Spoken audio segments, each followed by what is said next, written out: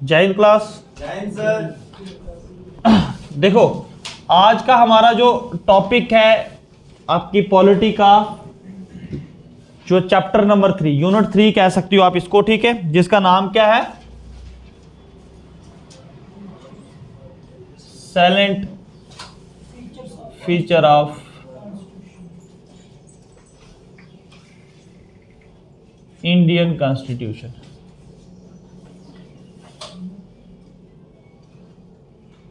Silent feature of Indian constitution की अगर बात करें तो हमारे कॉन्स्टिट्यूशंस की जो अगर साइलेंट फीचर की बात करें तो डिफरेंट जो इसके फीचर्स हैं जो हम आज स्टडी करेंगे। आप देखो इसमें फंडामेंटल राइट्स हम स्टडी करेंगे, उसके बाद कहाँ से ड्रा किया वो स्टडी करेंगे, बट ये सारी चीज़ें जो है एट द ग्लैंस रहेंगी, डिटेल में मैं नहीं जाऊँगा क्योंकि इनमें से कुछ चीज़ें हैं जो मैंने आपको डिटेल में करवानी है। जैसे आपके फंडामेंटल राइट्स हो गए, डीपीएसपी हो गया, directive principle of state policies, ये चीज़ें आपको डिटेल में करवाऊंगा। और कुछ आर्टिकल्स होंगे जैसे सिटीजनशिप पता ना आपको, हमारी ड्यूअल सिटीजनशिप है या सिंगल सिटीजनशिप है? ड्यूअल सिटीजनशिप है। कौन कहता हमारी ड्यूअल सिटीजनशिप है? हैं? देखो भाई अगर हम बात करें ना सिटीजनशिप की, हाँ डबल थी, अब नहीं है। अब हमारी जो सिटीजनशिप है वो क्या है? सिंगल सिटीजनशिप है। धारा 370 से पहले हमारी जो सिटीजनशिप थी वो ड्यूअल सिटीजनशिप थी। हम मतलब जम्मू कश्मीर के एज वेल एज इंडिया के भी सिटीजन थे, बट धारा 370 के बाद हम सिर्फ इंडिया के सिटीजन हैं। ठीक है जी, चलो जी पढ़ते हैं। हमारा जो कॉन्स्टिट्यूशन है लेंथिएस्ट रिटन कॉन्स्टिट्यूशन है इंडिया वर्ल्ड का। अगर दुनिया की बात करें तो दुनिया में सबसे लेंथिएस्ट एंड रिटन कॉन्स्टिट्यूशन है, रिटन कॉन्स्टिट्यूशन है। अब कोई आप में से ऐसे महारथी महाबलवान योद्धा लोग हैं जो बताएं रिटन और अनरिटन होता क्या है, रिटन कॉन्स्टिट्यूशंस क्या है और अनरिटन कॉन्स्टिट्यूशंस क्या है। इंडिया का हाथ से लिखा हुआ है और बाकियों का बोल के है, ऐसा कुछ नहीं है। रिटन और अनरिटन का फर्क ये है कि रिटन कॉन्स्टिट्यूशंस में अमेंडमेंट लाना मतलब बड़ी मुश्किल भी हम कह सकते हैं, काफ़ी सारा समर्थन चाहिए आपको, मेजॉरिटी ऑफ पार्लियामेंटेरियंस जो आपके लोकसभा राज्यसभा में आपको मेजॉरिटी चाहिए, ठीक है। और इवन के कुछ ऐसे भी लॉज हैं जहां पे आपको स्टेट रेक्टिफिकेशंस की भी ज़रूरत पड़ती है, ठीक है। तो अनरिटन में क्या है कि ये लॉ चेंज होते रहते हैं, ठीक है। जैसे हमारा जो कॉन्स्टिट्यूशन है किसकी तरह है? जस्ट लाइक यूएसए की तरह, यूएसए का भी, लेकिन दुनिया में सबसे ज्यादा लेंथिएस्ट कॉन्स्टिट्यूशन भी भारत का है, ठीक है जी।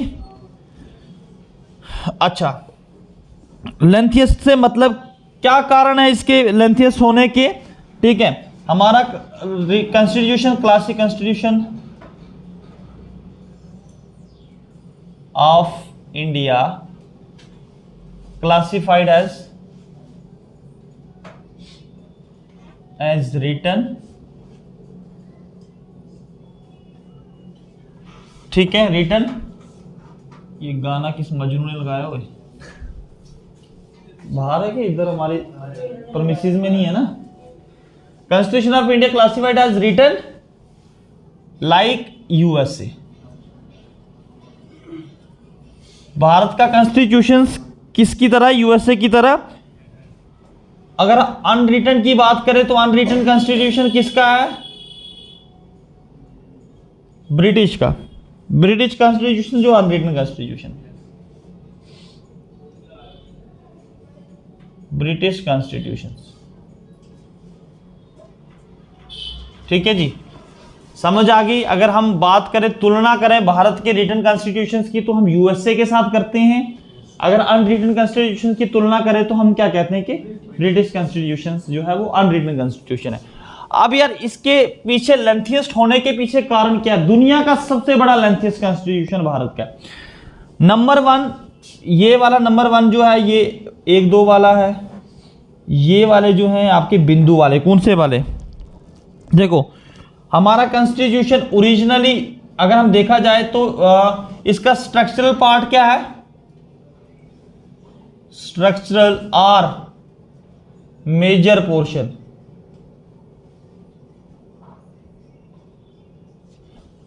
गवर्नमेंट ऑफ इंडिया एक्ट 1935 से लिया गया, नंबर 1। ठीक है। नंबर 2 हमारा जो ज्योग्राफिकल एरिया है ना। नंबर 2 जो कारण है ज्योग्राफिकल फैक्टर है। ज्योग्राफिकल फैक्टर है क्योंकि ज्योग्राफिकल हम देखें तो भारत में 6 फिजियोग्राफिक जोन्स हैं, माउंटेन्स हैं, प्लेन्स हैं, हर तरह का डाइवर्स कल्चर है। जैसे जैसे आपका ज्योग्राफी चेंज होता है वैसे वैसे लोगों का कल्चर भी चेंज होता है। तो इन सब चीज़ों को मद्देनजर रखते हुए भारत का कॉन्स्टिट्यूशन जो है वो ज़्यादा रिटर्न है, बड़ा है। फिर उसके बाद अगर हम बात करें तो एक तो हम सबके लिए सिंगल कॉन्स्टिट्यूशन है, चाहे सेंटर हो या स्टेट हो, सबके लिए क्या है? सिंगल कॉन्स्टिट्यूशन है। तो ये भी कारण जो है बनता है इसका बड़ा होने का। ठीक है, ये है लेंथिएस्ट और रिटन कॉन्स्टिट्यूशन की कहानी। अब दूसरे नंबर का फीचर्स क्या आता है भाई?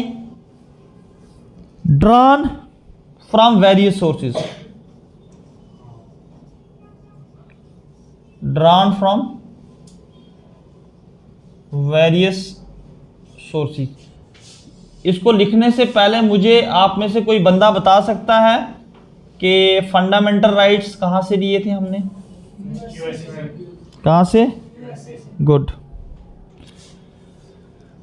देखो अगर हम ड्रॉन की बात करें तो मैं इसके बीच में ही एडजस्ट करने की कोशिश करता हूं। The structural and large portion, large part कहां से लिया? नहीं, आर टेकन फ्रॉम, देखो यहीं पे आप गलतियां करते हो भाई पेपर में भी जाके, from government of India act 1935। हमारा सबसे मेजर पोर्शन ही हमने गवर्नमेंट ऑफ इंडिया एक्ट 1935 से लिया है। ये अपने अपने दिमाग में बिठा दो। ठीक है, बड़ी बार, एक बार नहीं इसको, हाँ बड़ी बार इसको ऊपर क्वेश्चंस आता है तो मुझे विश्वास है कि फिर से जाके आप गलत करोगे आप इसको लेके।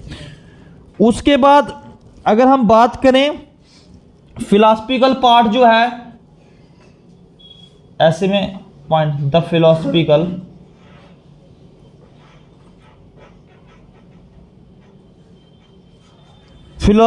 पार्ट जो है जिसको हम क्या कहते हैं? फिलॉसफिकल पार्ट जिसमें फंडामेंटल राइट्स और डायरेक्टिव प्रिंसिपल स्टेट पॉलिसीज आती हैं। फिलॉसफिकल पार्ट ब्रैकेट में लिख लो फंडामेंटल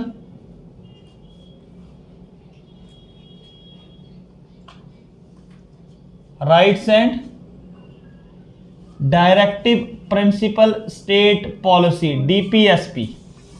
डीपीएसपी फंडामेंटल राइट्स को हमने यूएसए से लिया है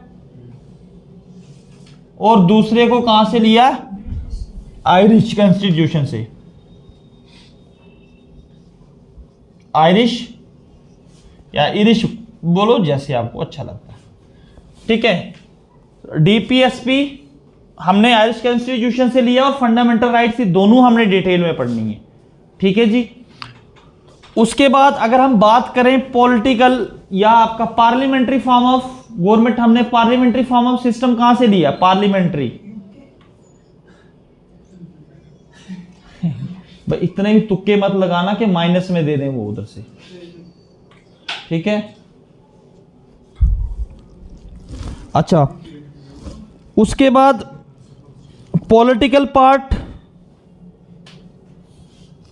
यहां पे यार ऐसे करके लिख लेता हूं,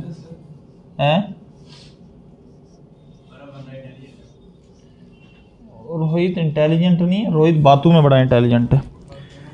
ठीक है, political part of the constitution, जो पॉलिटिकल सिस्टम है ना भारत में, कोई तुक्का लगा के बता सकता है कहाँ से लिया है? जैसे प्रिंसिपल ऑफ कैबिनेट गवर्नमेंट हो गया, relation between executive and the legislature हो गया, ठीक है। पॉलिटिकल पार्ट में ये चीजें होती हैं आपकी, इतना डिटेल में भी नहीं जाना चाहता हूं ना मैं। ब्रैकेट में लिख लो the principle of cabinet, cabinet पता है ना, कैबिनेट गवर्नमेंट एंड रिलेशनशिप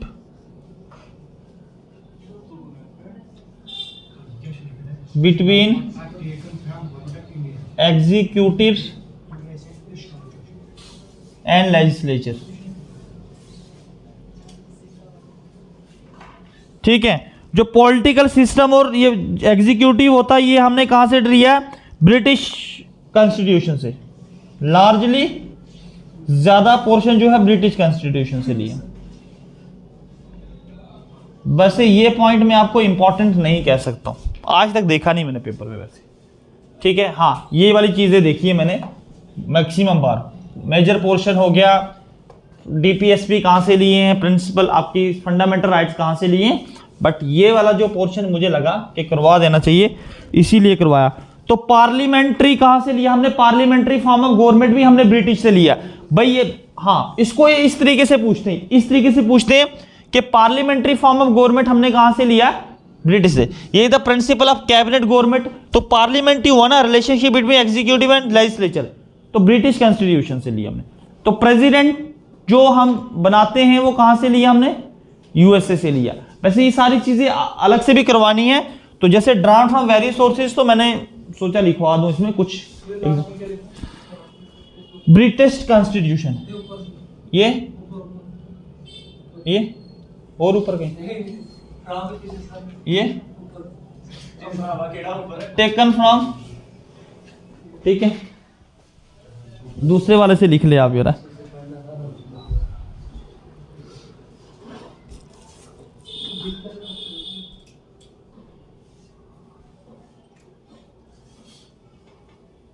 और ये ठीक है, आज बढ़िया। हमीद साहब बढ़िया। आप नया साल किसका बढ़िया रहा आप में से? आपका ठीक रहा? हमारे उधर अंचल डेथ हो गई है ना वो लड़के की, है ना। तभी कहते हैं ना, बाइक बड़ी सोच समझ के चलानी चाहिए। जो बच्चे यंग एज के हैं, 18, 20, 21 साल, फास्ट कभी नहीं चलानी चाहिए। एट अ टाइम कंट्रोल नहीं होता। क्या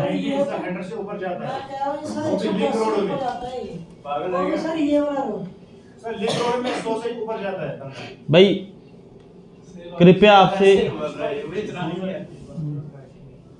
नहीं चलाना, ठीक है, इतनी फास्ट। अच्छा कर दें साहिब साफ यार, जिनका रह जाता पिक ले लिया करो। या उधर वैसे भी मैं ये ढाल ही देता हूं शाम को जाके, ठीक है ना।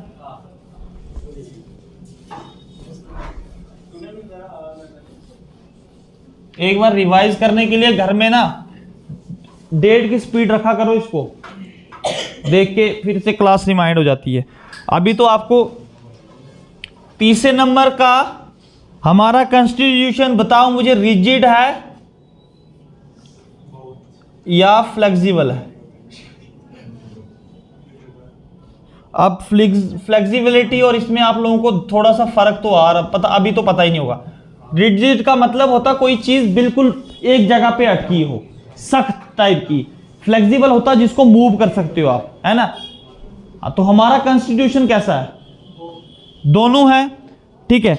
अगर हम इसके बारे में थोड़ा स्टडी करें तो देखो, हमारा कॉन्स्टिट्यूशन आ जाता था constitution of India, the constitution of India. ना तो ये नाइदर रिजिड, ना तो ये रिजिड है ना फ्लेक्सिबल, एक बड़ी इंपॉर्टेंट चीज देने जा रहा हूं इसके बारे में। ना ही हमारा संविधान रिजिड है और ना ही फ्लेक्सिबल है। आप कह सकते हो कि सिंथेसिस ऑफ बना है ये दोनों से, सिंथेसिस ऑफ बोथ। मतलब आप कह सकते हो रिजिड भी है और फ्लेक्सिबल भी है। अब आपको ये समझ नहीं आ रहा हो कि रिजिड क्या है, क्या वो किताब के अंदर वो मजबूत करके लिखा हुआ है जिसको हम तोड़ नहीं सकते हैं, या तो ऐसे पेज ऐसे हिलाते हैं तो हिल जाते हैं ना पकड़ के, वैसा कुछ नहीं है। कहने का मतलब है कि संविधान के बीच में हम चेंजिंग ला सकते हैं, या अगर रिजिड होगा तो हम संविधानिक चेंजेस नहीं ला सकते। जो एक बार लॉ पास हो गया कि भाई कुत्ते को मारने से आपको 10,000 का इनाम मिलेगा, आने वाले टाइम पे कुत्तों को बचाने के लिए गवर्नमेंट चाहे वो गार्ड लगा के रखे लेकिन आपको सजा नहीं मिलेगी बल्कि 10,000 मिलेगा। वो हो गया कि भाई अब एक बार बन गया ला, वो चेंज नहीं होगा। ठीक है। वैसे डॉग जो है सबसे वफादार जानवर होता है, इसीलिए जहां मिले तो उसको खाना देना चाहिए। यार तू बड़ा आगे ही टप गया थोड़ा सा। अच्छा देखो, एक चीज याद रखना, आर्टिकल 368 इंपॉर्टेंट है। आर्टिकल 368 क्या कहता है, इसकी स्टेटमेंट क्या है? देखो एक चीज याद रखना, इट प्रोवाइड्स, क्या प्रोवाइड करता है, बहुत इंपॉर्टेंट है। इस बार अब क्वेश्चंस में पूछा जाने लगा कि हमारे संविधान में दो तरह की अमेंडमेंट हो सकती है। It provide for two types of amendment, दो तरह की अमेंडमेंट्स हैं। कौन कौन सी अमेंडमेंट्स हैं? नंबर 1 पे आपकी आती है सम प्रोविजंस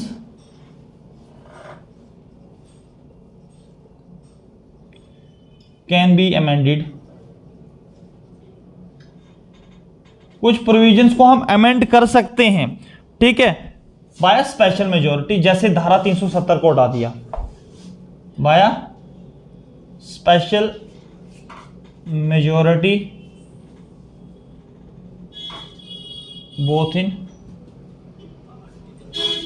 लोकसभा एंड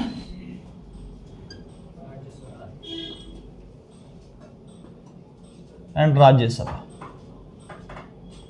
ठीक है, कुछ प्रोविजंस को हम अमेंड कर सकते हैं जब हमें मेजोरिटी चाहिए।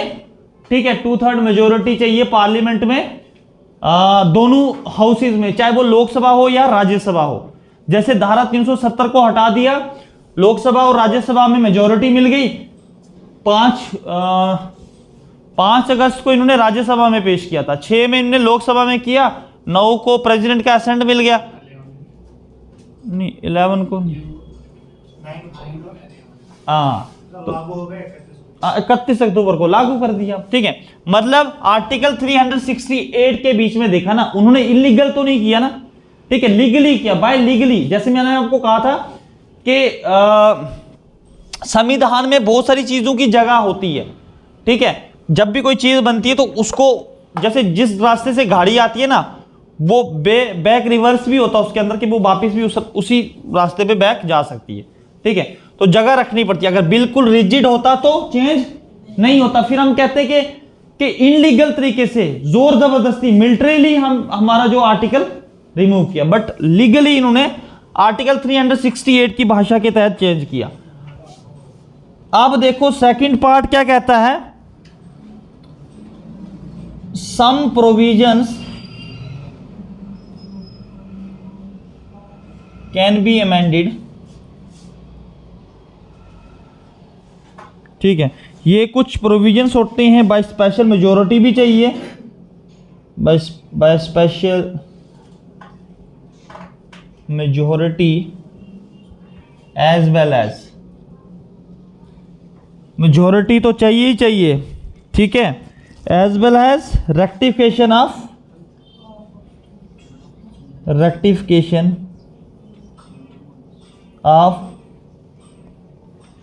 Half of the sorry half of the states. मतलब आपको पार्लियामेंट में आपको मेजोरिटी तो चाहिए लोकसभा एंड राज्यसभा में, बट यहां पर आपको स्टेट की रेक्टिफिकेशन भी होना जरूरी है। अगर स्टेट्स भी एक्सेप्ट करती है तो वो लॉ जो है वो पास होगा, अदरवाइज वो लॉ पास नहीं होगा। ठीक है, अब धारा 370 के लिए क्या स्टेट की रेक्टिफिकेशन की जरूरत थी? नहीं जरूरत थी। हाँ कोरोना चल रहा है, हाँ स्टेट, हाँ फिर देखो ना इमरजेंसी के टाइम तो अल्टीमेटली पावर पार्लियामेंट के पास होती है। बिल्कुल बिल्कुल।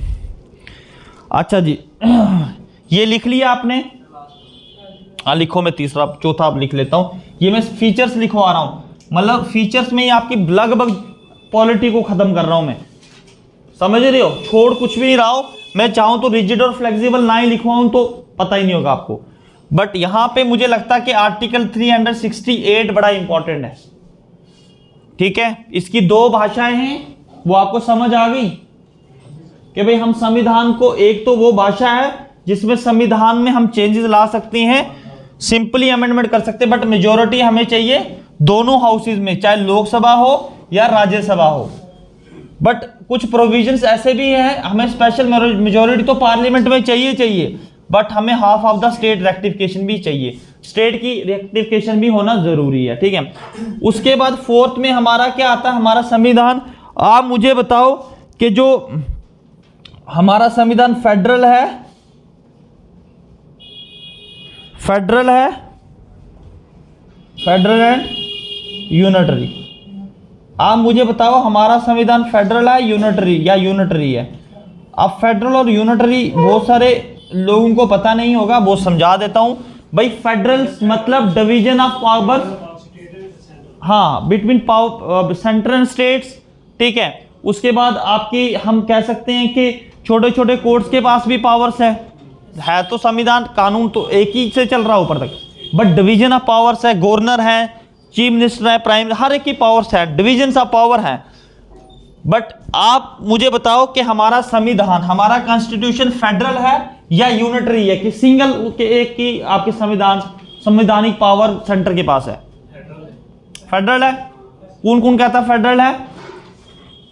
तो वेरी गुड। तो मैं आपको बता दूं कि ना ये फेडरल ना यूनिटरी है, ये दोनों है, क्वासाई फेडरल कहते हैं इसको। हमारा स्ट्रॉन्ग सेंटर है, सिंगल सिटीजनशिप है। देखो जब मैं बोलूंगा सिंगल सिटीजनशिप है तो यूनिटरी है, एक ही पार्लियामेंट है तो यूनिटरी है, एक ही सुप्रीम कोर्ट है? हाँ बिल्कुल, मैं वही अब मैं आप इसकी तारीफ कर रहा हूं ना, पहले मैं इसको, फिर आप इसकी तारीफ करूंगा, फिर आपको लगे सर दोनों है। ठीक है, यूनिटरी आपका पार्लियामेंट आ गया, सिंगल सिटीजनशिप आ गया, वो आपको लग रहा है यूनिटरी है सर। अब मैं कहता हूं स्टेट के पास भी पावर है, गवर्नर के पास भी पावर है, बट पावर्स को भी डिवाइड कर रखा है, आप बोलोगे सर यूनिटरी है। तो एक वर्ड जो है इसका नाम दिया क्वासाई फेडरल। ठीक है, हमारा संविधान देखो, in form the constitution of India is federal. देखने में तो आपको फेडरल लगता है, बट इन सेपरेट यूनिटरी, मतलब रू इसकी क्या है? यूनिटरी है, समझना। In form the constitution of India is federal, दिखने में फेडरल है, पूरा स्ट्रक्चर फेडरल है, जब आप इसकी रूह देखोगे यूनिटरी है। मतलब सारी पावर सेंटर की तरफ खींचनी होती है ना, जब भी बड़े बड़े आर्टिकल्स तोड़ने की बात आएगी, स्टेट का नाम चेंज करने की बात आती है, तो हमें सेंटर की तरफ नजर पड़ती है। जब हम कहते हैं चीफ मिनिस्टर के पास स्टेट नेशनल हाईवेज वगैरह है, तो हम कहते हैं चीफ मिनिस्टर के पास भी बड़ी पावर है ना, बट रू इसका क्या है? यूनिटरी है। ओके जी, अच्छा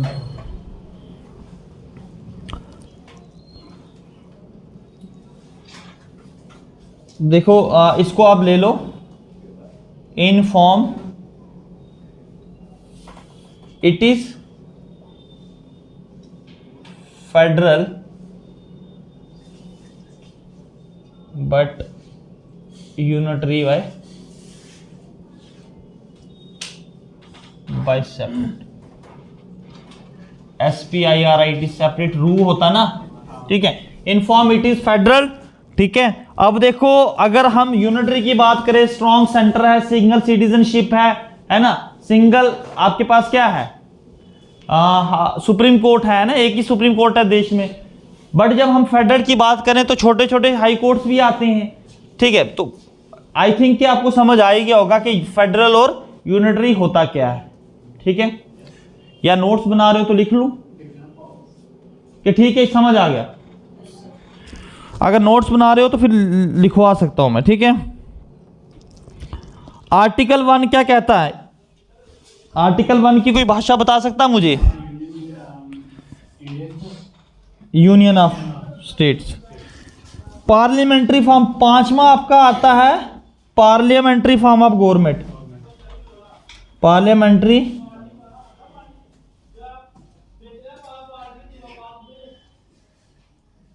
संसद बैठ गई नीचे। Parliamentary form of parliament form of India मत लिखो यार, गवर्नमेंट लिखो।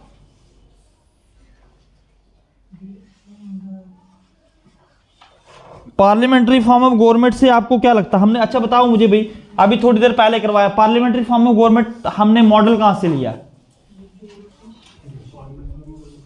Parliamentary form of government, principal of cabinet, relationship between executive and legislature, British से। याद रखना, पार्लियामेंट्री फॉर्म ऑफ गवर्नमेंट हमने कहां से लिया है? ब्रिटिश से लिया। मतलब पार्लियामेंट्री फॉर्म ऑफ ब्रिटिश से लिए, जो हमारे ऊपर राज करके गए हुए हैं। ठीक है जी। अब देखो पार्लियामेंट के अगर फीचर्स की बात करूं तो इसमें फीचर्स क्या आ जाएंगे? पार्लियामेंट्री फॉर्म ऑफ गवर्नमेंट के फीचर्स बता सकता कोई भैया? एक तो आएगा प्रेजेंस ऑफ नॉमिनल, एक तो नॉमिनल हेड होता और एक दूसरा नॉमिनल एंड रियल एग्जीक्यूटिव।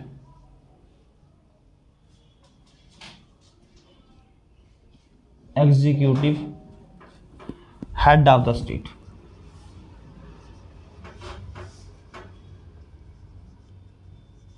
देखो प्रोविंस, नॉमिनल्स कौन होता? President, executive head, prime minister.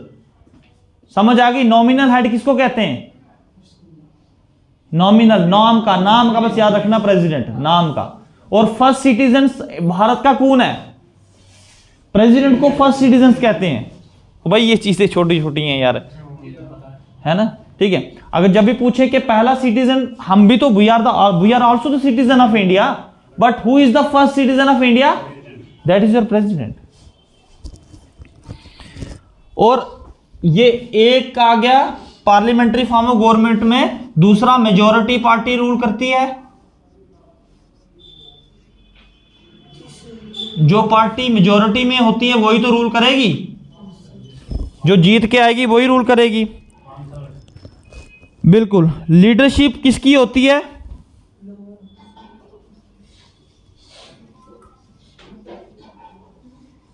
Leadership prime minister की होती है, पीएम की एंड सीएम की सेंटर में। पीएम की और सीएम की क्या होती है? लीडरशिप होती है। अब एक चीज याद रखना कि जब भी आपको प्राइम मिनिस्टर को हटाना है तो कैसे हटाओगे भाई? बाकियों का तो एक इंपीचमेंट सिस्टम होता है ना। क्या प्राइम मिनिस्टर का इंपीचमेंट होता है? Prime minister, just like I am the prime minister of this class. Bharat की तो बड़ी दूर है। मानो कि मेरे पास इतने मेंबर्स मेरे हैं, ले लो, ये 4-5 लोग मेरे नहीं है, कम हो जाएंगे, 6-7 इधर कर देते हैं। ये 7 लोग मेरे मेंबर्स हैं और मैं मेजोरिटी में हूं, मैं जीत जाता हूं इलेक्शन। मेरे साथ लड़ रहे हैं रफ़ी जी इलेक्शन में। अब होता क्या है, इनके 5-6 मेंबर ये हार गए।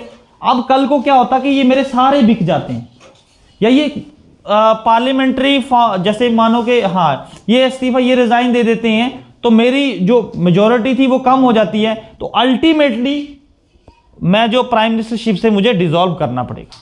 समझ गए हो? तो वो डिपेंड करता है उसके मेंबर ऑफ पार्लियामेंट के ऊपर। जैसे ही वो छोड़ देंगे, अब बड़ी बार ऐसा हुआ, आपको पता है एक चीज मैं आपको जरूर पढ़ाऊंगा, 10%, क्या नाम है, मुझे उसका नाम याद नहीं आ रहा, कि पहले टाइम पे क्या होता था कि जैसे मैं एनसी से, मैं एनसी का लीडर हूं, आप लोग मेरे सारे मेंबर्स हो, हमने इलेक्शन लड़ा, बाद में जब इलेक्शन जीता तो आपको उठा, रफ़ी ने आपको खरीद लिया 2-2 करोड़ में, 4-4 करोड़, 5-5 करोड़ में दे दिया, भाई हमारी पार्टी में आ जाओ। और देखते देखते देखते देखते 50 में से मेरे पास 4 बचे, तो अब मैं चीफ मिनिस्टर बन सकता हूँ? नहीं बन सकता। तो उसके लिए एक ला लाया था इन्होंने, ना का हो सकता बीच में याद आ जाए मुझे ला का नाम, कुछ ला था कि जो पार्टी का सिंबल यूज करेगा फिर वो जा नहीं सकता है, जाएगा बट तरीके से। अब देखो फोर्थ पार्ट, प्राइम मिनिस्टर कैसे हटेगा भाई? डिसोल्यूशन कब होगा? Of the lower house.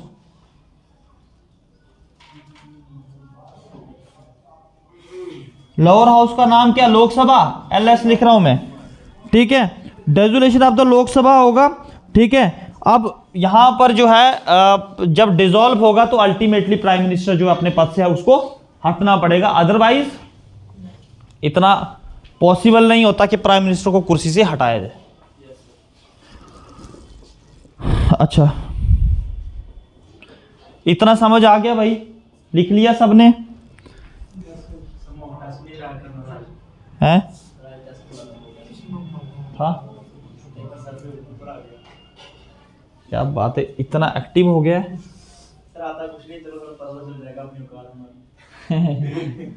ऐसा भी होता है, कर दे साहब।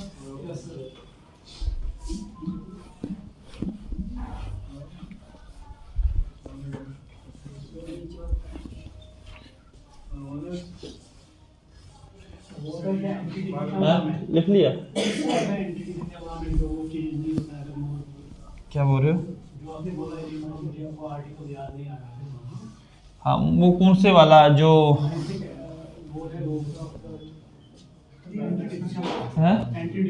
Anti defection law, anti defection law के एंटी डिफेक्शन लॉ है, बिल्कुल उसके तहत जो है वो,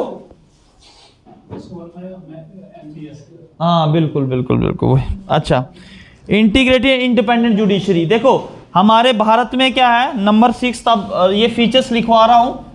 इंडिपेंडेंट, हमारी जुडिशरी किसी के ऊपर डिपेंडेंट है? Independent and integrated. Integrated judiciary है। इंडिपेंडेंट एंड इंटीग्रेटेड जुडिशरी का मतलब क्या है भाई? कि भारत में जुडिशरी किसी के ऊपर डिपेंडेंट नहीं है। जुडिशरी हमारा जो कानून है, कानून मतलब आपका जो कोर्ट कचहरी है ना, ये किसी भी प्राइम मिनिस्टर या किसी भी पार्लियामेंट के इन्फ्लुएंस में नहीं आता। By the way parliamentary law तो बनाता है, ठीक है, बट ये है कि उसके इन्फ्लुएंस में भी आपकी ये जुडिशरी इन्फ्लुएंस में नहीं आती। मानो कि प्राइम मिनिस्टर का ही बेटा है, वो कल को गलत कर लेता है, तो क्या वो बोलेगा जुडिशरी को भाई लॉ चेंज करो, प्राइम मिनिस्टर के बेटे को सजा नहीं होती है? ऐसा नहीं होता, ठीक है। वो इंडिपेंडेंट है, ठीक है, जो सजा सुनाएगी प्राइम मिनिस्टर भी कुछ नहीं कर सकता। अब इंडिपेंडेंट है और इंटीग्रेटेड। इंटीग्रेटेड का मतलब क्या है? आपके लोअर कोर्ट्स भी हैं, सब ऑर्डिनेट कोर्ट्स हैं, हाई कोर्ट है और फिर सुप्रीम कोर्ट है, छोटे छोटे कोर्ट्स भी हैं, सबको इंटीग्रेट किया हुआ। और आप अगर देखोगे बॉटम से लेके हाई तक ना, हमारी इस तरीके से कुछ, मतलब बॉटम से लेके ऊपर तक एक ही लॉ चलता है, ठीक है जी। इंडिपेंडेंट इंटीग्रेटेड है, ठीक है, ये समझ आ गया। अब मैं पार्ट सी लिखवाता हूं। उसके बाद नेक्स्ट 7th आता आपका फंडामेंटल राइट्स। फंडामेंटल राइट्स, ये डिटेल में टॉपिक करवाना मैंने टॉपिक आपको डिटेल में करवाना है। There are 6 fundamental rights in Indian constitution, ठीक है, 6 फंडामेंटल राइट्स हैं, ये भी मैंने आपको डिटेल में करवाने हैं। अभी मैं साइलेंट फीचर्स करवा रहा हूं, तो मैं अभी नहीं बताऊंगा। एक्चुअल में अगर देखा जाए तो 7 फंडामेंटल राइट्स थे, बट राइट टू प्रॉपर्टी को क्या कर दिया था? खत्म कर दिया था। क्यों खत्म किया था? कोई बंदा बता सकता राइट टू प्रॉपर्टी को क्यों इन्होंने जो है लीगल राइट्स में ऐड कर दिया? पहले हमारा राइट टू प्रॉपर्टी था, कोई बता सकता? लॉजिक है, देखो राइट टू प्रॉपर्टी जैसे फंडामेंटल राइट्स हमारे कभी भी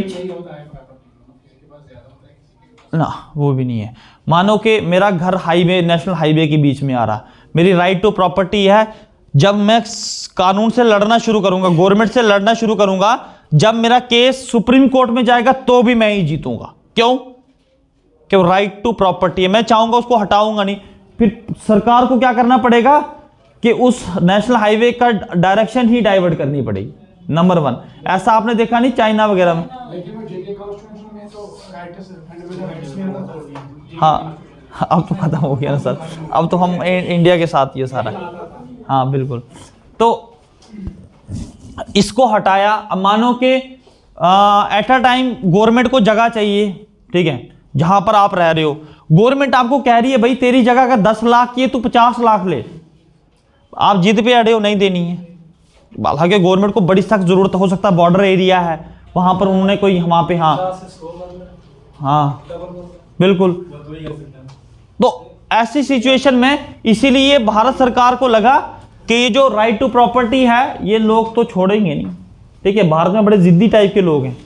एक बुढ़िया ने आई थिंक जापान या China, but I am exactly not right, उस बुढ़िया को कितना पैसा सरकार ने दिया, बोला तू पूरा फ्लैट ले ले गवर्नमेंट का, बोला नहीं ये मेरे बाप दादे की जगह, मैं छोड़ूंगी नहीं इसको। और बीच में उसका वो घर है, फिर सरकार ने पता क्या किया, सरकार ने क्या किया, चारों तरफ से हाईवे किए, मतलब उसको आने जाने का रास्ता भी नहीं दिया। तो बीच में वो अभी तक वो खंडर घर पड़ा हो, ठीक है, लेकिन उसने भी अपनी पावर दिखाई, नहीं दिया तो नहीं दिया है, जिद पे अड़ गई, ठीक है। किसने ना है ना। अच्छा, फंडामेंटल राइट्स अभी लिखवा लेता हूं, पार्ट 3 में आते हैं, ठीक है, पार्ट 3 में आते हैं इंडियन कॉन्स्टिट्यूशन के। पार्ट 3 और आर्टिकल कहां से कहां तक है, ये 12 to 35 के बीच में आते हैं, बट पढ़ते हम 14 से लेके 32 के बीच में, ठीक है। बीच में अब 33, 34, अब जब 35 देखोगे कुछ जगहों पर आपके आर्मी के लिए कोई फंडामेंटल राइट्स नहीं है। आर्मी जो है ना, आर्मी के लिए फंडामेंटल राइट्स नहीं है, ठीक है, ये चीज याद रखना। वो नहीं कर सकते कि हम आजादी से घूम सकते, तारों से बाहर आएंगे तो उनको सस्पेंड या डिसमिस किया जाएगा, ठीक है। डिफेंस के लिए नहीं है, ये आम लोगों के लिए, मतलब ये सोचो कि अगर आप आम लोगों में आते हो तो आप फंडामेंटल राइट्स को एंजॉय कर सकते हो। अब उसके बाद नेक्स्ट आता है आपका भाई 9 में आता है DPSP में, इसका डायरेक्टिव प्रिंसिपल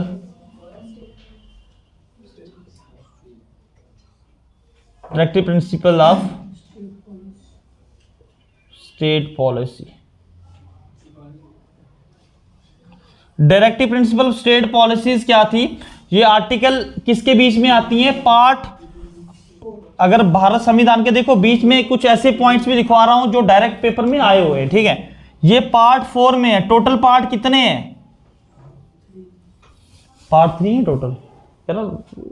तो भाईजान लोटा तो कहां खोया हुआ, बुक ऐसे पकड़ी हुई है, 3 पार्ट है, 4 पार्ट है, क्या कर रहा है ये? हाँ नहीं ऐसे मैं बोल रहा हूं ना, अब मैं पार्ट 4 एक नंबर, टोटल पार्ट कितना होता, 3 लगा हुआ बुक के ऊपर। भाई लोटा इस दुनिया में भी टोटल पार्ट कितने, 25 पार्ट है, 25 पार्ट्स हैं। पार्ट 5 में आता है, और आर्टिकल कहां से कहां तक है इसके, 36 से लेके आर्टिकल 51 के बीच में, 51A है लास्ट इसका, ठीक है। ये सारे आर्टिकल किसके बीच में आते हैं, डायरेक्टिव प्रिंसिपल स्टेट पॉलिसी में। अब एक चीज बता दूं, what is the difference between fundamental rights and directive principle state policy. देखो सब्जार साहब थोड़ा समझ लो, बड़ी इंपॉर्टेंट चीज है। डिफरेंस क्या है फंडामेंटल राइट्स और directive principle state policy. God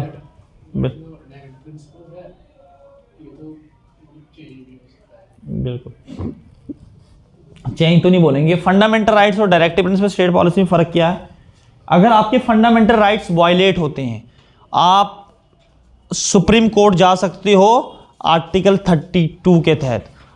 अगर आप फंडामेंटल राइट्स के वायलेशन पे हाई कोर्ट में जाना चाहते हो तो आर्टिकल 226 के तहत आप हाई कोर्ट में जाओगे। दोनों के अलग अलग रास्ते ना, 226 वाला रास्ता आपका हाई कोर्ट के लिए, 32 वाला रास्ता आपका सुप्रीम कोर्ट के लिए, ठीक है, दोनों आर्टिकल अलग हो गए।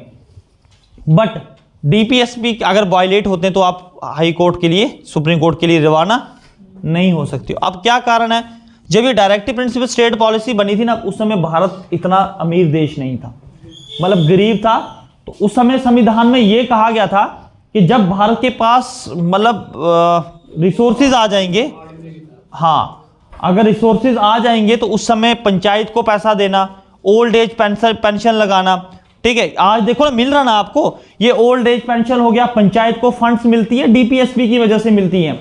फिर उसके बाद माल एग्रीकल्चर के लिए जो है वो खर्चा देना, उसके बाद छोटी छोटी इंडस्ट्रीज के लिए लोन प्रोवाइड करना। तो ये उस समय कहा था डीपीएसपी में, बट उस समय भारत इतना था नहीं, उस समय ये डीपीएसपी सक्सेसफुल नहीं रही थी, बट इंप्लीमेंट नहीं हो पाया था। बट ये लिखा गया था संविधान में, गांधी जी ने भी इसमें बहुत सारे गांधीयन प्रिंसिपल्स भी इसमें, सोशलिस्ट हैं, ठीक है। उसने कहा था कि भैया जब भारत के पास एक अपने रहने के लायक खाना पीना रहना बन जाए तो उस समय लोगों के लिए सारी सुविधाएं प्रोवाइड करना, ऐड वगैरह होती है गरीबों को के लिए ऐड करवाना, मतलब पैसा प्रोवाइड करना, ठीक है। जो आजकल आपको ये मिल रहा है जो 5 लाख का आपको मिला ना कार्ड, क्या कहते हैं उसको, आयुष्मान कार्ड 5 लाख, ठीक है। मैं कहता हूं कि ये बहुत अच्छी स्कीम है। हर बंदा जो है एट अ टाइम 5 लाख नहीं निकाल सकता कोई बीमार हो जाए, बट 5 लाख तक की आप दवाइयाँ एक साल में ले सकते हो। मतलब ऊपर वाला ना करे कि किसी को दवाइयों का काम लगाए उसके पीछे, बट फिर भी एक गरीब बंदे के लिए। बट ये सारी चीजें किसके अंडर आती हैं, डीपीएसपी में। आज सब्जार साहब एक्टिव नहीं लग रहे मेरे को, चक्कर क्या है रात को। उसके बाद भाई अगर आप लोग मजे तो ले रहे हो फंडामेंटल राइट्स के, डायरेक्टिव प्रिंसिपल स्टेट पॉलिसीज के, आपका भी कुछ फर्ज बनता है, आपकी भी फंडामेंटल ड्यूटीज हैं, फंडामेंटल ड्यूटीज हैं। अब टोटल ड्यूटीज कितनी है, 11। और हमेशा लास्ट वाली ड्यूटीज के बारे में पूछा जाता है, लास्ट ड्यूटी कौन सी ऐड हुई थी, बता सकता कोई? अर्ली चाइल्डहुड एजुकेशन को लेके अमेंडमेंट एक्ट 2002 के तहत हुआ था, ठीक है। ये वैसे ये आप पढ़ाऊंगा भी मैं, किसमें, आर्टिकल 21A में ऐड हुआ था, ठीक है साहब जी, ठीक है सर। अच्छा, फंडामेंटल ड्यूटीज क्या होती हैं भैया? भारत के प्रति आपका भी तो कुछ फर्ज बनता है, देश के फ्लैग की रिस्पेक्ट करना, आपसी भाईचारा बनाए रखना, ठीक है। अब जब देश किसी बड़ी मुसीबत में हो, एक्चुअल में फंडामेंटल ड्यूटीज आपके ओरिजिनल कॉन्स्टिट्यूशन में नहीं थी, ठीक है। जामिद जी हंसी आ रही, आपसी भाईचारा बनाना ये आपकी ड्यूटीज हैं। उसके बाद फ्लैग की रिस्पेक्ट करना, संविधान की, देश की रिस्पेक्ट करना, ठीक है, हर मजहब की रिस्पेक्ट करना, कोई भी धर्म हो, चाहे हिंदू हो मुस्लिम हो, आपके ये आपकी ड्यूटीज हैं, ठीक है। और ड्यूरिंग इमरजेंसी के टाइम आप लोगों को भाईचारा, अब देखो ना कभी इमरजेंसियां होती हैं तो बाहर के तो अटैक करते ही करते हैं, अंदर भी आपस में लग जाते हैं लोग, ठीक है। तो ये फंडामेंटल ड्यूटीज में आता है कि आपकी फंडामेंटल ड्यूटीज क्या है। इसके ऊपर क्वेश्चन आता है, एक आता है कि लास्ट फंडामेंटल ड्यूटीज कौन सी ऐड हुई थी, वो आपका एजुकेशन के राइट के अकॉर्डिंगली आपकी फंडामेंटल ड्यूटीज ऐड हुई थी, ठीक है जी। उसके बाद हमारे कॉन्स्टिट्यूशंस की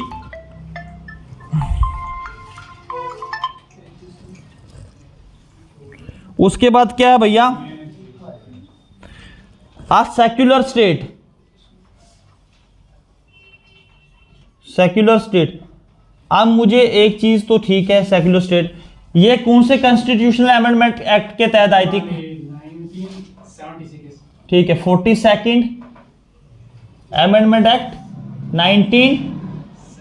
1976 में आई थी, ठीक है। ये कब आई थी पता आपको? ये 42nd अमेंडमेंट एक्ट के तहत आई थी फंडामेंटल ड्यूटीज। अब ये पहली बार आपको पता है ना, जो ये आपका 42nd कॉन्स्टिट्यूशन अमेंडमेंट एक्ट आया था ना, आप कह सकते हो कि भारत के संविधान में मिनी कॉन्स्टिट्यूशनल चेंज आया था। मिनी कॉन्स्टिट्यूशन चेंज जो था, आप कह सकते हो कि इंदिरा गांधी के टाइम पे भारत में इमरजेंसी लगी थी।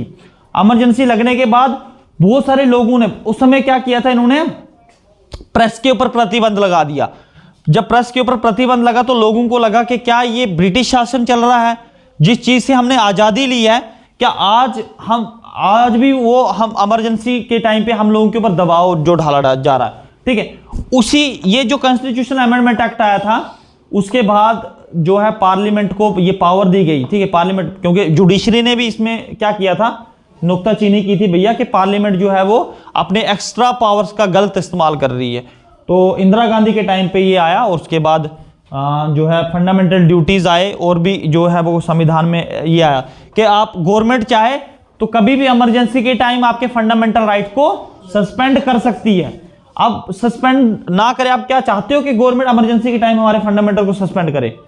आप कोरोना के टाइम आप जो हमारा right to freedom of movement है, तो बाहर निकलेंगे ऐसे करके, आगे पीछे कोरोना फैलाएंगे, गवर्नमेंट माफ करेगी? ठीक है, तो उस वही होता ना। आप देखो ना, राइट टू, आपको फंडामेंटल राइट्स क्या है? आप राइट टू मूवमेंट है, राइट टू सेटलमेंट है।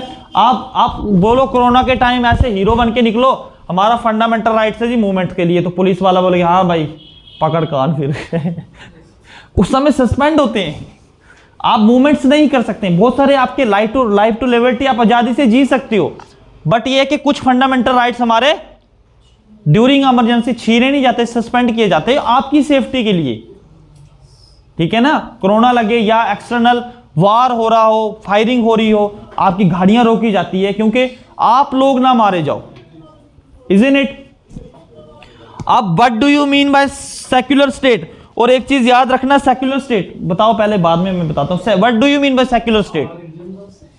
हाँ, जितने भी इंडियंस हैं बिफोर लॉ इक्वल हैं, whether they are belonging from different caste, colour, creed, ठीक है, religions, they are equal in the eyes of constitution की आइज में इक्वल है, ठीक है, हाँ, ऑल आर सेम, ठीक है। तो सेक्युलर स्टेट्स को आप कह सकते हो कि कोई भी हमारे स्टेट का कोई पार्टिकुलर रिलीजन्स नहीं है जो कॉन्स्टिट्यूशन को रन अप करे, ठीक है। Are you getting my point? तो याद रखना, टाइप सेक्युलर, ये भी क्वेश्चन में पूछा जाता है जब हाई लेवल के क्वेश्चंस आते हैं ना। ये जो वर्ड सेक्युलर है ये आपके ओरिजिनल कॉन्स्टिट्यूशन में नहीं था, ये भी आपके इसी एक्ट के तहत ऐड हुआ था भाई, ठीक है।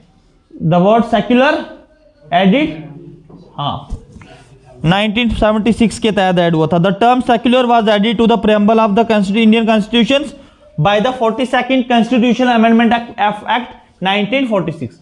लिख लो, वैसे लिखवा दूं मैं। The term secular added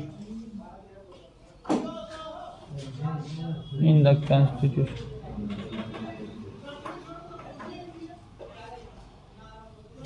Constitution of India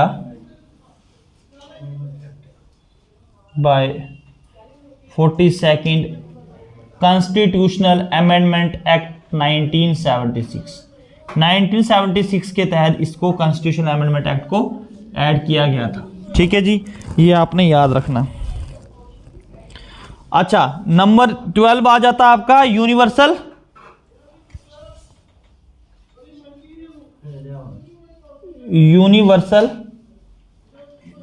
adult franchise. इससे क्या मतलब है आपका? बताओ भाई, ऐसी शांति ना, मुझे ऐसा लगता कि आप लोग बिल्कुल इंटरेस्टेड नहीं हो क्लास में। शरीर ठंडा पड़ गया?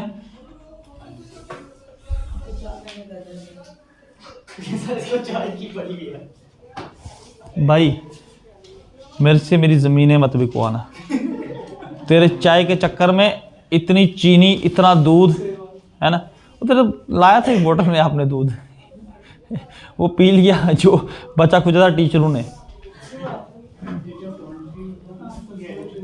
यूनिवर्सल अडल्ट फ्रेंचाइज क्या? अभी भारत में 18 साल की वोटिंग एज है, बट इसके पीछे भी हिस्ट्री है, वो लिख लो यार। अच्छा, अब मुझे बताओ, अच्छा लिख लो सीधा, the voting age was reduced, the voting age was reduced 21 year से 21 ईयर्स टू 18 ईयर्स। कब की गई थी ये? इन 1989 में की थी, ठीक है, ये याद रखना। 1989 में वोटिंग एज जो थी की थी। अब कौन सा कॉन्स्टिट्यूशन अमेंडमेंट एक्ट था? 61, ठीक ठीक, 61st कॉन्स्टिट्यूशनल अमेंडमेंट एक्ट 1988। इसमें ये पॉइंट इंपॉर्टेंट है, ठीक है।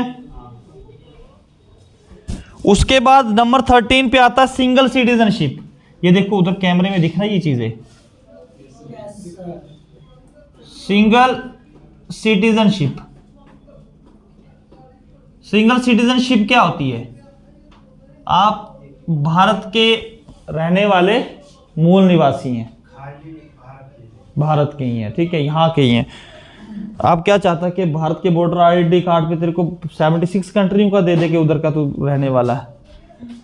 देखा, फ्री के मजे लूटना चाहता है कि ऐसा कार्ड निकाले कि दुनिया के किसी भी कोने में जाए बोले ये यूएसए का है। आपको पता है, आपको अगर पाकिस्तान जाना तो उससे पहले आपको किसी और देश में जाना जरूरी है। पाकिस्तान एक ब्लैक लिस्टेड कंट्री है। अगर आप वहां पर जाओगे तो आपका पासवर्ड हमेशा के लिए रद्द हो जाएगा, आप कहीं नहीं जा सकते हो, है ना। वो बात अलग है, वो बाय गवर्नमेंट परमिशन है। आपको दूसरी कोई कंट्री एक्सेप्ट नहीं करेगी। भारत तो आपको बोलेगा जाओ आप, बट किसी दूसरी कंट्री में जब आप जाओगे तो वो आपको एक्सेप्ट नहीं करेंगे। कौन सी ऐसी कंट्री है जिसका कार्ड जो है दुनिया के लगभग देशों में एप्लीकेबल है, उनको वीजे की जरूरत नहीं पड़ती है? जापान। ये भी जो है यूएई वाली कंट्री है ना, ये भी शांत कंट्री है। जैसे सऊदी अरब आ गया, फिर आपका और जो आ गया, क्या नाम है उनका यार, कुवैत वगैरह आ गया, ठीक है, क्योंकि इनमें ये नहीं है, टेररिज्म नहीं है। इन कंट्रीज के, इनके कंट्रीज के लोगों को भी रोकथाम नहीं है देशों में जाने की। बट डरता नहीं यार, कोई बंदा खतरनाक फैमिली से आता तो उससे डरते हैं, इससे दूर रहना है, नहीं समझ रहे हो? अच्छा, सिंगल सिटीजनशिप से क्या मतलब है आपको पता है? अच्छा मुझे बताओ, जैसे कंट्रीज आपकी यूएसए में सिंगल सिटीजनशिप है। याद रखना, यूएसए में सिंगल सिटीजनशिप नहीं है, हैं? हाँ, वो फेडरल फॉर्म ऑफ गवर्नमेंट है उनकी। वहां फेडरल फॉर्म ऑफ गवर्नमेंट है, वहां पे एक सेंटर के पास पावर नहीं है उनकी। हाँ, ब्रिटेन के पास है, ठीक है। अब देखो यूएसए हो गया, जैसे वहां पर आप कह सकते हो, अब देखो ये वाला नीचे वाला पोर्शन लिखूं तो आ सकता है, थोड़ा सा आ जाता है, एक ही पॉइंट लिखना है। हमारे इंडिपेंडेंट नहीं, वैसे साफ ही कर देता हूं मैं इसको। टाइम कितना हुआ यार? ओहो, बस एक दो पॉइंट ही लिखने ये, क्योंकि आज जो आपका फीचर्स ऑफ इंडियन कॉन्स्टिट्यूशन खत्म होना चाहिए। क्लास भी लेट स्टार्ट की थी ना। देखो अब 13th है, 14th भारत में इंडिपेंडेंट बॉडीज हैं।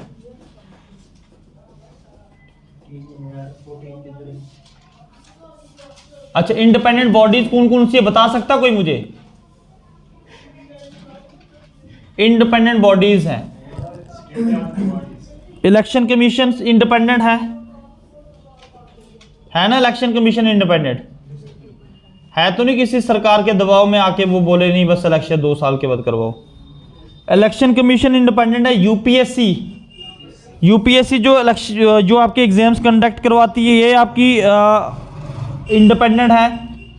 उसके बाद नंबर 3 पे CAG कैग कौन होता है?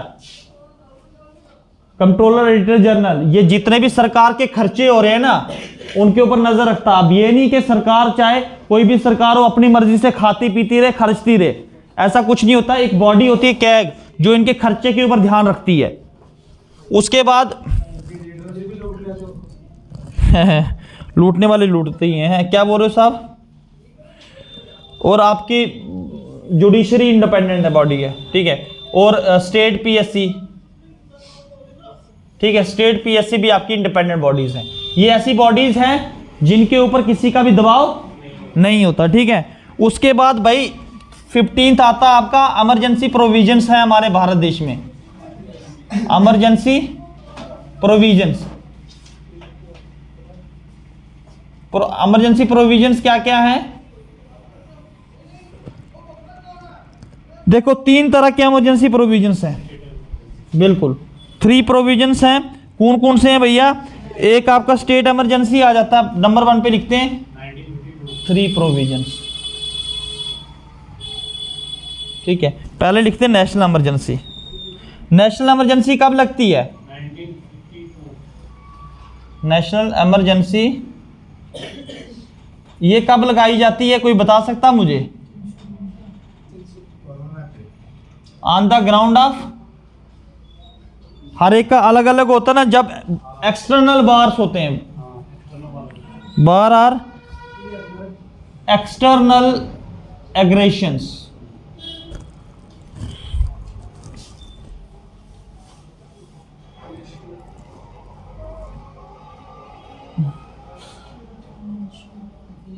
और आर्मड रिबेलियन। ये इमरजेंसी भारत में कितनी बार लगी है ये आप लोग निकाल के आओगे, ठीक है? 3 बार, 2 बार, 4 बार, ये क्योंकि बड़ी कम लगती है। अच्छा, प्रेसिडेंट रूल तो वैसे लगते ही रहते हैं, ठीक है, उनकी तो गिनती नहीं है, बट नेशनल इमरजेंसी बड़े कम बार लगी है। उसके बाद बी आता आपका, ये कौन से आर्टिकल के तहत आती है भाई? आर्टिकल 352। ये इमरजेंसी के ऊपर क्वेश्चंस आते हैं आर्टिकल्स को लेके, ठीक है। नंबर बी पे आता आपका स्टेट इमरजेंसी। स्टेट इमरजेंसी तो आपको पता लगती रहती है, ज्यादातर कहां पर लगती है? जम्मू कश्मीर, है ना, और नॉर्थ ईस्टर्न स्टेट्स में भी लगती है, नागालैंड, मेघालय वगैरह में भी। आर्टिकल 356 के तहत आपकी स्टेट इमरजेंसी लगती है। और उसके बाद आपका आता फाइनेंशियल इमरजेंसी। फाइनेंशियल इमरजेंसी, एक चीज याद रखना कि फाइनेंशियल इमरजेंसी जो है ना वो तभी लगती है जब इकोनॉमिकली क्राइसिस आ जाए देश के अंदर। भारत में कभी आए क्या? आने के चांसेस थे इंदिरा गांधी के टाइम, अफगानिस्तान और श्रीलंका में आए बड़े बुरे तरीके से, ठीक है। और लास्ट आपका है कॉर्पोरेट, ये अपना 3 टियर गवर्नमेंट, ठीक है। 3 टियर,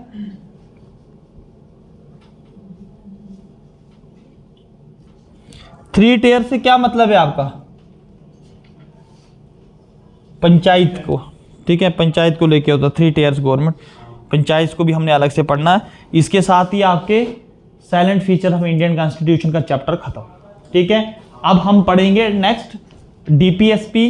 पहले पढ़ेंगे फंडामेंटल राइट्स। अब कल का टॉपिक रहेगा हमारा फंडामेंटल राइट्स, तो कल की क्लास मिस ना करें। अब मैंने बोल दिया ना, यहाँ पे कम से कम 30% लोग गायब हो जाएंगे कल ही। भाई एक ऐसी ट्रिक देने वाला हूं जो फंडामेंटल राइट्स कभी लाइफ में नहीं भूलेंगे। आप अगर पढ़ना भी छोड़ दोगे ना तो भी किसी को बोलोगे भाई हमारे फंडामेंटल राइट्स क्या हैं। ओके, तो इस क्लास को इधर ही खत्म करते हैं।